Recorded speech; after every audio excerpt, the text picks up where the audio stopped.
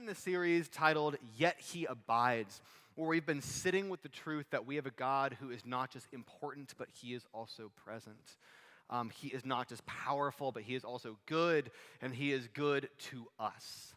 And last week, Dane preached a great message about what the true nature of greatness in the kingdom is like. How greatness in the kingdom does not look like greatness in the world. It looks like confessing your sin, repenting, and opening your hands to the transformation of the Spirit. But this morning, let's kind of ask the flip side. Let's look at the other side of the coin. What do you do when you feel obscure?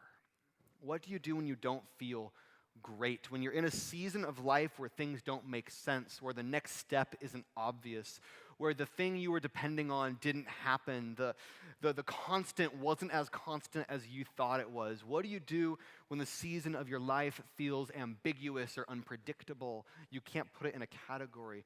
What do you do when life is complicated, messy, or in other words, normal? What do you do? How do you live faithfully in the real world when you don't feel great?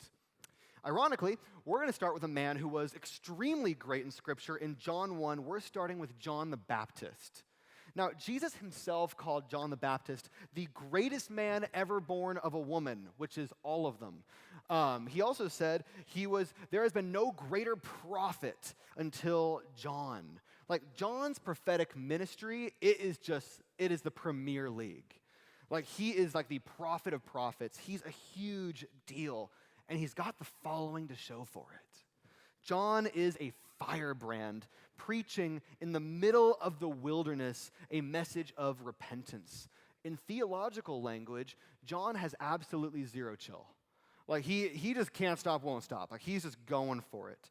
Rather than preaching in the heart of society, he chooses the wilderness as his pulpit.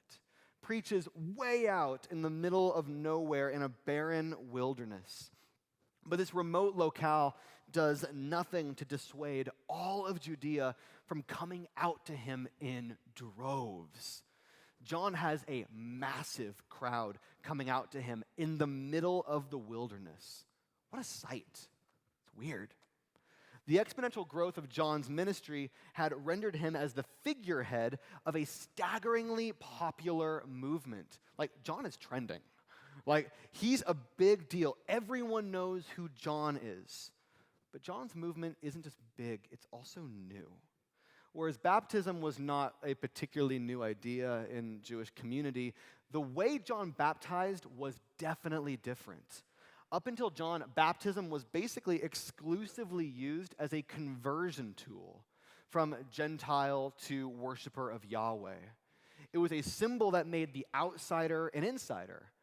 But John's baptizing Jews. It's kind of awkward, right? He's basically saying, Israel, come out of your so-called promised land, come back into the wilderness across the Jordan, and learn what God is doing in Israel anew. Get involved with the new thing that God is doing with his covenant people. He's doing a new thing. So John isn't just a preacher. He's not just a baptizer. In the eyes of the Jews, he's an innovator. He's a visionary. He's reimagining possibilities and doing things in totally new, really exciting ways. Whereas John just kind of seems like preoccupied with preaching and dunking and everything else. The Jews view him as like a tech company CEO who's larger than life. All the grinding, all of the hustle has rendered them a figurehead. John's a big deal. And when someone's a big deal, it kind of invites questions. So our text today kicks off with the Jews sending a delegation of priests and Levites to come and talk to John. Except it's not just the Jews. Later in verse 26, we learn the Pharisees are kind of behind the whole thing. And here's what we need to understand. The Pharisees have unbelievable social power. They are the heroes of the people, the champions of the Jewish people. People love the Pharisees, at least the Jews do. Tons of social power. And priests and Levites, they were at least connected to the temple system, which is the seat of political and religious power in the Jewish community. Simply put, this Jewish delegation that approaches John the Baptist, they are dripping with influence. They are powerful. They are significant. Or in other words, there's a lot they can offer John. John's preaching out in the middle of the wilderness, like, yeah, he's got a huge following, but these Jews, they are it. Like power, influence, significance, political might, religious superiority, everything you can imagine, these Jews had it. What we often miss is there's a lot they can offer John. There's a lot they can do for John in terms of influence. And so this delegation, dripping with power, approaches John, the most successful prophet Israel has ever seen, and they ask him a seemingly innocuous, run-of-the-mill question. John, who are you? Who are you? Considering the sheer power and the influence of these Jews, and their motives that aren't named, but you can kind of feel, maybe it's better to phrase the question like this. John, who do you want to be? Who do you see yourself as? Who do you want to become? John, who do you want to be? Like, John, look, you've done quite the thing out here in the wilderness. Like, look at this crowd. It's amazing. We've never gotten a crowd that big. Imagine what you could achieve if you stepped out of your nameless obscurity in the wilderness and you made this thing official with us. You're preaching? Bro, it's fire. You're baptizing? Weird, different. We like it. It draws a crowd. Imagine if you really went for it. If you really tried to make a name for yourself. You took that little weird, obscure wilderness thing that's kind of working, and you gave it a shot in the arm, moved it to the center of Jerusalem. Temple steps preaching is what we're talking about, bro. Imagine how your crowd would grow. Think of it for a minute. If this is the kind of turnout you get when you're obscure in the wilderness, imagine what you'd get in the heart of political power. Imagine what you could do if you took for yourself just a little bit of greatness, a little bit of significance, how you could inject your ministry with bigger growth, bigger numbers, more power. Imagine what you could do. Imagine how much good your increase could produce. Look what you've been able to accomplish in obscurity. Imagine what you could do with fame. John, who do you want to be? Where do you see yourself going? What name do you want to make for yourself? And then the delegation proposes kind of two potential names for John. Like right off the bat, John's like, hey, I'm not the Messiah. And the Jews are like, hey, that's good. We have plans for that guy. How about Elijah? What do we have to do to get you in this shiny new Elijah today, right? What do we do to get you in this shiny new name, right? This new identity. What do we have to do, man? Come on. Sounds kind of weirdly specific. Can't remember the last time I've been asked if I'm Elijah. Maybe you have, which is, by the way, not a compliment today, just to help you out. But in context, it was totally reasonable to compare John to Elijah. If you don't know who Elijah is, he is a larger-than-life Old Testament prophet. He preached and prophesied in the wilderness. He was not afraid to go toe-to-toe with wicked rulers. John the Baptist and Elijah have a ton of similarities. Both men preach in the wilderness. John goes up against Herod. Elijah goes up against Jezebel, right? Tons of similarities. They even dress like each other. John's whole like camel hair, like leather belt get up, he got that from Elijah. Like biblically, the Bible talks about how Elijah dressed like that first. They dress like, it's like John's wearing Elijah's Letterman jacket, right? It's an unmistakable comparison. And really significantly, Elijah never died. He was mysteriously taken up into heaven before witnesses. And a different prophet, Malachi, had prophesied, hey, before the day of the Lord, before the culmination of God's kingdom on earth, Elijah's going to come back. So the Jews go to John. They say, John, bro, are you Elijah? Or would you like to be? What we often miss here is that if John the Baptist were to step up and say, yeah, I'm fulfilling the role of Elijah, no one would have disagreed. No one would have batted an eye. That's not really a trap. It's a job promotion. It's basically saying, you nameless prophet out in the wilderness, look what you've done. Imagine if you had Elijah's name attached to this. What a shot in the arm that would be. The most powerful prophet in the Old Testament, imagine if people thought that's who you were. Imagine what you could achieve for the kingdom. Imagine your reach, imagine your influence, imagine how you can maximize your impact. Come on, John. It would have worked. It would have had those results for sure. But John goes, Nope, sorry, not Elijah. And the Jews go, okay, I get it. Elijah's a bit much. How about the prophet? Now, if you don't catch that reference, it's okay. It's more obscure to us, but still extremely recognizable to the Jews. Way back in Deuteronomy, as Israel stood at the threshold of the promised land, right where John is standing, by the way, Moses, their prophet leader, makes a prophecy. He says, before the day of the Lord, God will raise up a prophet, much like me, much like Moses. It will be a Mosaic prophet who will have the very authority of God in his mouth. It's Deuteronomy 18. Considering John's authoritative preaching and the fact that he stands at the threshold of the promised land, the covenant land that Moses led God's people towards, it also wouldn't be ridiculous for him to pick up that identity. People would have bought it. They would have gone like, yeah, Mosaic prophet rising from obscurity to lead God's people across the Jordan back into the promised land. Yeah, John the Baptist could totally pick up that identity. Again, imagine what it would have done for his impact, his reach, the significance it would have injected into his already successful ministry. So the Jews kind of kick forward these two job promotions, these two identity promotions, asking John, who do you want to be? Who do you see yourself as in 5 years? Right? Like, maximize your impact, John. You're doing good things. Don't you want to do more for God? Don't you want to do more for the kingdom? Come on, man. Take for yourself the greatness that your hustle and your grind has earned you. You've been grinding it out. You've been in the wilderness. Bro, take your victory lap. Let's go. Let's see this thing grow like crazy. Think about what you could do for God if you had a little bit more fame, a little bit more power, a little bit more legitimacy in the eyes of others. But John sees through it, thank God, right? He sees this encounter for what it truly is.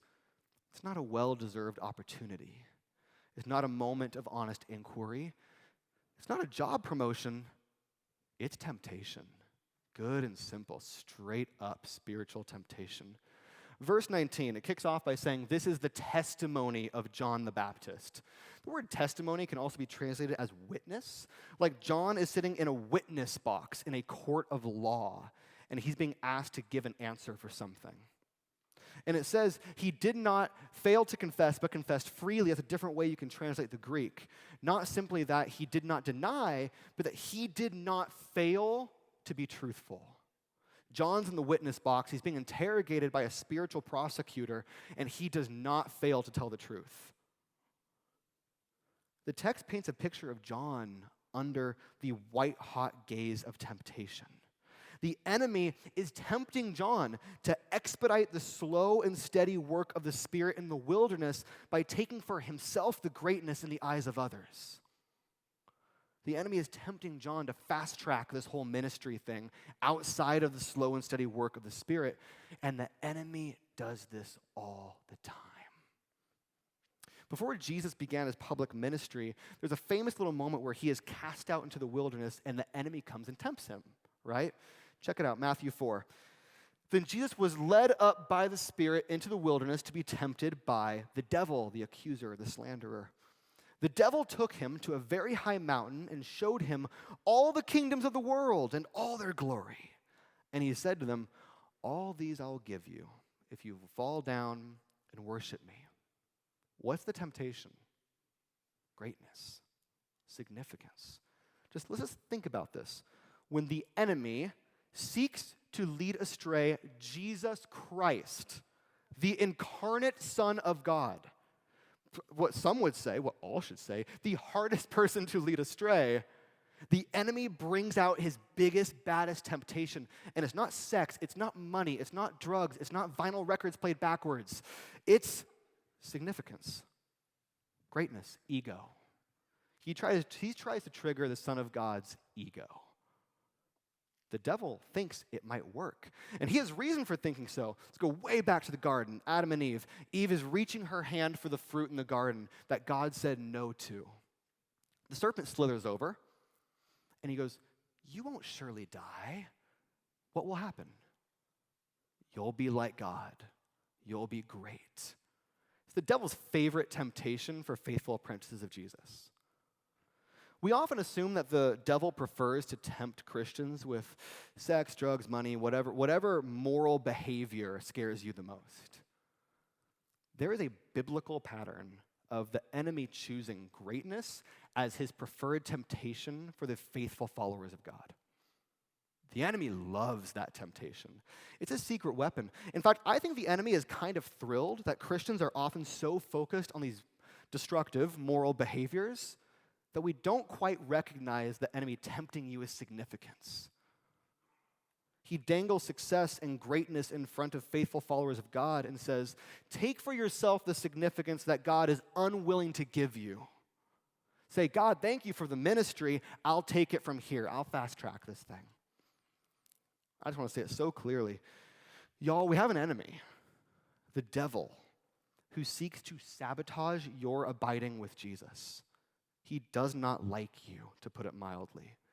He seeks to lead you astray, away from Jesus, away from flourishing, and into hell. The enemy consistently seeks to lead apprentices of Jesus astray by distracting them with worldly significance, worldly importance, and worldly greatness. And if you're sitting here today going, well, I can't remember the last time the devil tempted me directly, it's because it's been so normalized in our culture, we don't even see it anymore.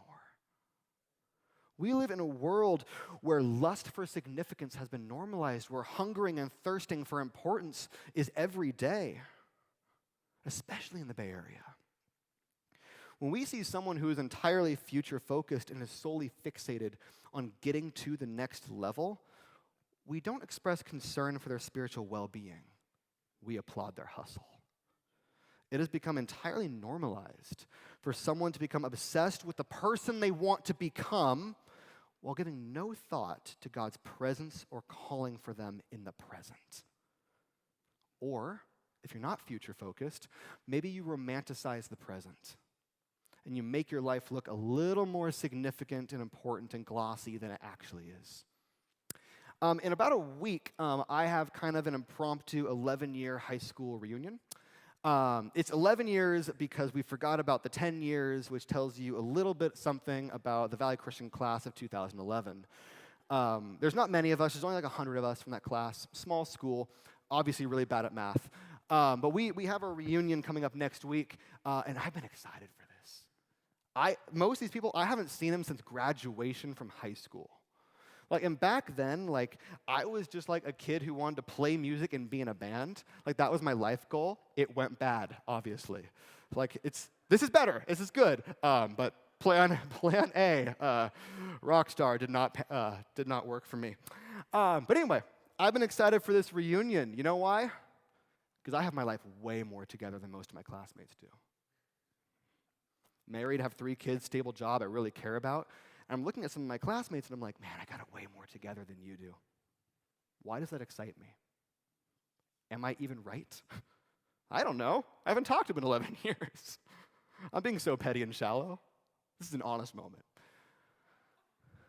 Ego, temptation, right? Significance, importance. I'll have a really honest, icky moment with you that I'm really hoping you resonate with, or this is about to be really low for me. At night, when I've been going to sleep, and you think of something fun while you go to sleep, I've been thinking of how I'm going to respond to the question of hey, Jake, aren't you still doing the youth thing over at VCC? I got classmates who have MBAs, they make way more money than I do, their lives look more important, and I've been thinking about how I'm going to answer that question of yeah, I'm still doing the youth thing, but I'm not one of those youth pastors. Right? I'm not wearing a Star Wars shirt and throwing fruit at people. I don't know why that's the image I have. I own several Star Wars shirts. I'm not playing dodgeball. I'm not up on stage preaching a 15-minute message about the gospel of TikTok, right? I'm not trying to be, I'm not one of those guys. I take this seriously. I preach, right? You should see my students and how nuanced and mature and great they are. Oh, we'll deal with that later. You won't like how this ends. Why do I need to do that? Why isn't it enough to just say yeah, I'm a youth pastor. I love it. It's the truth. Why do I need to gloss up my career for someone else when I know the value God has given it? Ego, right? Ego, plain and simple. I'm firmly convinced of the value of my calling. I view the pastorate as precious and preaching as a gift. It's a high calling. Why do I feel the need to be like, no, but it's cooler and more impressive than you think it is, right? Like, why? Ego. The devil's still working this way. Same temptation for John, same temptation for Jesus, same temptation for us, normalized in a sinful culture that invites you to hunger and thirst for significance instead of present faithfulness. We do the same thing with social media. Not Be Real. Be Real is holy ground. Don't touch Be Real. If you don't know what that is, Google it. You're welcome. But like Instagram, there's a reason that no one is posting long Instagram posts with like you at like 11 o'clock with no makeup on taking out the trash like in your messy side yard, right? There's a reason no one's posting that stuff. It's not significant enough. It's a reason we all get selfies on a beach. The selfie has become an icon for our own significance, and we implore others to believe in it and worship it. We live in a world in which we are conditioned towards significance addiction. Same temptation as Jesus, Eve, and John. Here's how John responds to it. In response to the question of, John, who are you? Who do you want to be? John says, I am not. I'm not. I'm not the Messiah, not Elijah, not the prophet. I am not. Whereas the key confession of the life of Jesus is, I am the good shepherd, I am the door for the sheep, I am the way, the truth, the life. John's primary confession is, I am not. Not the Messiah, not Elijah, not the prophet. And they say, well, who are you? And he goes, oh, fine, I'll tell you who I am. And he doesn't even use his own name. He says, I'm a voice crying in the wilderness, make straight the way of the Lord. That's all I am. I'm just a voice. You feel the humility in that? Where he's not like, I'm the voice. He's like, I'm just a voice, crying in the wilderness. In fact, when the Jews are imploring him to get all hyped up on how cool and how big shot of a prophet he is, he just quotes another prophet, Isaiah. He doesn't even come up with his own Instagram bio. He's just like, he quotes someone else of like, I'm just the voice.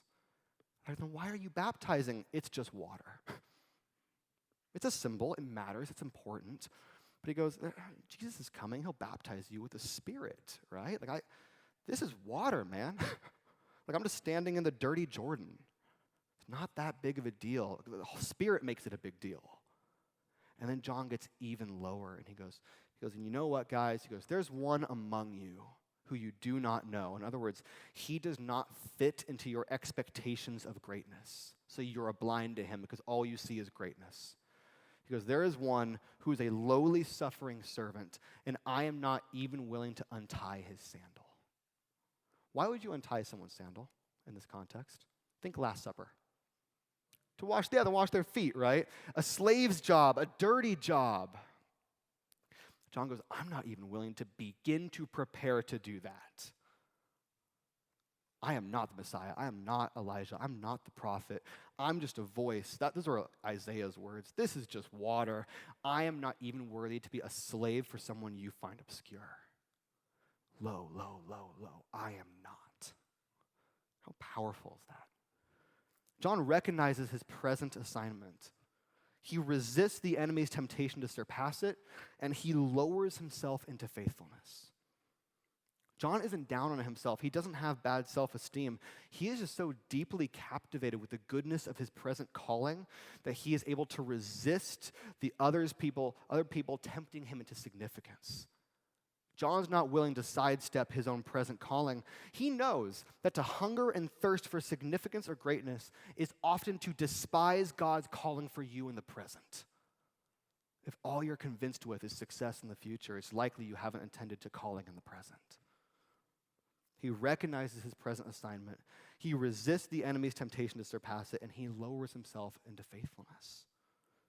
And just as the enemy has a practice of tempting us with significance, faithful followers of Jesus have a practice of resisting that and freely choosing obscurity. Martin Luther King Jr., a little unknown story about his life, but before he became the civil rights activist that he became so famous for, he was an unbelievable academic. Like he earned his doctorate at a fairly young age, and he was the guy. He was offered several deanships in the liberal North, where prejudice was not gone, but segregation was on the way out. Far easier to live there as a black man than the South. But what does he do? He gives up all of his academic prowess. He says no to every deanship, flat out says, I am not. And what does he do? He says, I have a moral obligation to go back down south into Alabama, the cradle of the Confederacy where segregation was alive and well, give myself over into the hands of the oppressor and be with my community because I am called to be with my people. Jeez. Dietrich Bonhoeffer, another great example, also achieves unbelievably academic success at a young age. However, young people in the room, Bonhoeffer's smarter than you. Like he's done more than you at your age. Like as a toddler, he was already doing more than you. Like he earned his doctorate crazy young. He was in America, an academic powerhouse theologian. Like people thought he was the guy. He was the guy. And then he starts to hear rumors about the German Lutheran church, parts of it, starting to bend the knee to the Naziification of the church. So he hops on a plane, basically forsakes all of his academic prowess, and goes and he's simply with his people. He's a pastor, right? That's his calling. He starts an underground movement of those keeping the image of Jesus pure from the Naziification from the church and teaching true discipleship under threat to his life, which eventually takes his life. You'll notice all four men, by the way, all lose their lives for the sake of Jesus or for the sake of the gospel. Jesus crucified, John beheaded, Martin Luther King shot, Bonhoeffer executed. Lowliness is not an alternative path to worldly greatness, as though you're gaming the system. Pick up your cross. That's the lowliness offered to disciples of Jesus. They recognize, faithful followers of Jesus recognize their present assignment. They resist the enemy's temptation to surpass it, and they lower themselves into faithfulness. Bonhoeffer, King, John the Baptist, they all understand the same thing. That faithfulness to Jesus nearly always requires that you resist your own hunger and thirst for significance. That the enemy always seeks to tempt apprentices of Jesus to forget about the present and to become consumed with future success. But what these men truly understand, what they truly know, is simply this. In the words of Paul in 1 Corinthians, it is simply required of stewards that they be found faithful. High schoolers, what is it that God requires of you? Faithfulness. Thank you. Faithfulness. It is required of stewards that they be found faithful. Not that they be found successful, not that they be found interesting, not that they be found important, but that they be found faithful. See, God does not require your success. He requires faithfulness in the present with what he has given you here and now. Full stop. God doesn't need your success, he has plenty. Doesn't need your significance, he has it on tap. He is significance. He doesn't need your success. What God requires is your simple, good, old-fashioned mere faithfulness. It's mere faithfulness through and through. God doesn't need you to take things to the next level. He doesn't need you to hustle and grind and take for yourself. He needs your faithfulness here and now. And faithfulness tends to be a deeply practical, down-to-earth thing. Ironically, when we over-spiritualize faithfulness, we end up saying, I must increase so that he may increase all the more. My increase will lead to his increase.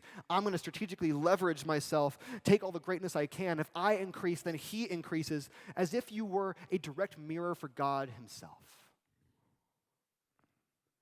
We instead should have John's confession, I must decrease that he may increase. I must decrease, he will increase. It's not I must increase so that he must increase. God doesn't need your increase. If he wants to increase you, exalt you, he knows where to find you. God does not require your success. He requires your mere faithfulness with what you have in the here and the now, which means this is the good news. It is enough to be merely faithful. To be merely faithful Y'all, it's enough. It's just enough. It's enough to be merely faithful. Why? Because Jesus abides with the merely faithful. It's enough to be merely faithful because Jesus has drawn close to the merely faithful. Jesus, the incarnate Son of God, who did not view equality with God a thing to be used for his advantage, but rather took the form of a lowly servant, humbled in obedience, even to death on a cross. The incarnate Son of God literally embodies lowliness and mere faithfulness, and he abides with us when we are merely faithful. You want to grow closer to God? Be merely faithful. That's it. Mere faithfulness. High schoolers, I think about you a lot with this. You're in we know each other, but you're in a season where it's just like, you're being asked at age 16, 17, 18 to basically know what you want to do for the rest of your life. That's absurd. There's this pressure there's a pressure to seize significance. It's not enough just to get a good job. Like, you need to be somebody, right? Like, come on, be that person. Y'all, it's enough to be merely faithful. In high school, if you can be a good friend, a patient listener, and a source of joy and peace for your community, it's enough. If you can abide with Jesus in high school, it's enough. It is enough to be merely faithful, to be faithful in obscurity. It is enough. College-age student, emerging adults, young marrieds, it's also a weird season of life where it's like you're no longer a child, you're an adult, but like you're still in that liminal middle space of like, who am I? Right? Who am I becoming? What's the next right step? Man, it's enough to be merely faithful. It's enough to be merely faithful with your community. Even in the midst of ambiguity with your career and future aims, if in the present you are rigorously in prayer, you are learning the word, and you are in community, it is enough. I'm not saying don't plan for your future. You should. Be a good steward. But you don't need to seize it for yourself. You are free to be a nobody, and it's enough. It's enough to be merely faithful. It's enough to say, I am not. I think about people who just became parents. We have a 2-month-old in my house, like me and my wife. It's not just there. Like it's our child. It's our third and not our first. But when you have a child, it's an identity-shaking thing. Like all of a sudden, you have your career over here, your friends over here, baby right there. And it's like, who am I? Right? What is required of me? Especially when it comes to moms. Hey, it's enough to be a faithful mother. I don't know who needs to hear that, but to be a faithful mom, like, that is enough. Think about Mother Mary in Scripture, the mother of Jesus. Her only role in Scripture is to be a mother of Jesus. You notice that there's nothing else she does. She's just a mom, and Jesus sure seems to think it's enough. Some of his last words are instructing the disciples to take care of his mom. Jesus finds faithful motherhood to simply be enough. Full stop, it's enough. You don't have to take significance. You don't have to take importance. It's enough. Same for good fatherhood. To keep your garden well. To take accountability for your home. To be a source of comfort and blessing to women and children. That faithfulness, it's enough. Faithfulness in fatherhood's enough. Those who just became empty nesters, you're graduating students out of high school, and all of a sudden, this thing in which you found significance and importance for the past 18 years is gone. They're not in your house anymore. And you're like, that rocks your identity, doesn't it? It's a moment you kind of have to work through. It's enough to be faithful. It's enough to be on your knees contending for your kids who aren't in the house. Mere faithfulness, it is enough. God requires faithfulness of you. Faithfulness is enough. Retirees, those who have ended their careers and are moving into that final act of life where you're just like, no career, what do I do? Right? Man, it's enough to be faithful, to contend for the next generation, to disciple young people, to simply be prayerful and humble and honest and kind. It's enough to be faithful because Jesus dwells with the merely faithful. Jesus dwells with the merely faithful. Jesus isn't to be found in the seat of power. He's to be found with the lowly. Freely choose faithful obscurity. Within it there is life because within it there is Jesus. I want to end surprisingly in a plot twist with a poem.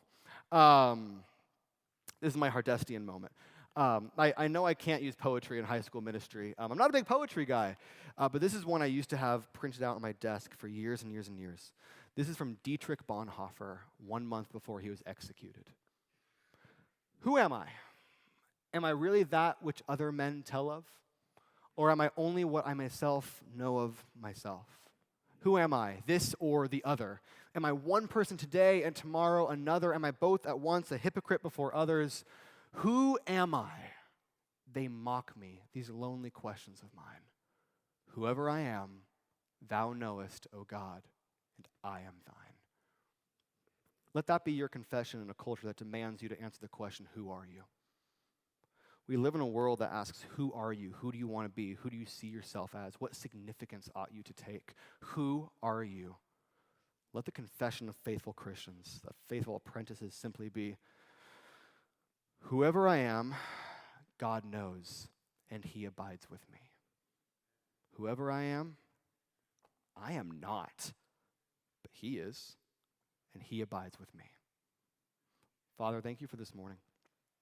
Thank you for the good news that you abide with the merely faithful. Help us to be merely faithful. Help us to bear the image of your Son, who did not leverage his equality with God for importance or significance, but rather died on a cross. Help us to, in the same way, freely choose faithful obscurity in our life, mere faithfulness, recognizing that it is enough because you abide with us, and it is enough to have God abide with us. Your abiding presence is enough. Undo the temptations of the enemy where we have bought the lie of the enemy normalized in culture, that to be someone is the good news. Help us to see through the temptation, resist it the way you did and your followers did. Help us to rest in mere faithfulness and in your abiding presence. In your name, amen.